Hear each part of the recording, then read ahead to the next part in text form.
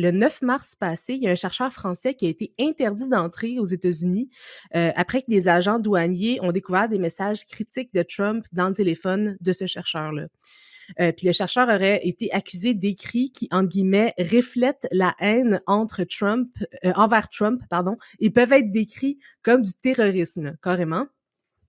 Et donc, c'est le genre de situation, le chercheur n'a pas pu rentrer aux États-Unis, il a dû revirer de bord, et c'est le genre de situation auquel on s'attend qui arrive de plus en plus. Il y a les chercheurs notamment qui sont qui font de la recherche sur des sujets spécifiques comme le changement climatique et la désinformation, qui ont très très peur là, de traverser la frontière. Ils ont peur que leurs appareils soient fouillés, qu'ils soient détenus, parce qu'il y a ce risque-là aussi, le risque d'être détenu à la frontière. Et donc, ouais, je trouve que c'est un sujet qui m'a interpellée évidemment parce que je suis chercheur, mais aussi parce que j'ai reçu un courriel de l'UQAM qui nous avertissait là, à la communauté de l'UQAM de faire attention.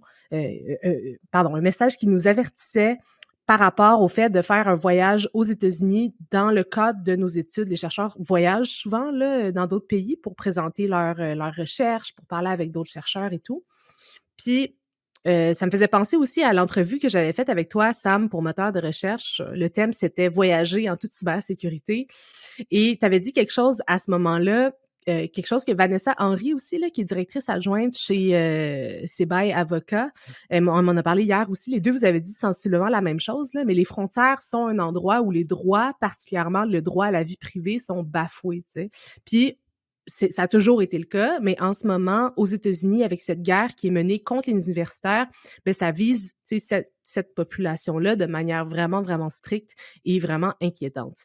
Et les messages des universités, parce que c'est pas juste l'UQAM, il y a aussi l'UDM, puis je suis sûre que les autres universités québécoises aussi ont envoyé ce message-là à leur communauté, là, mais ces messages-là ont un focus particulier sur la cybersécurité.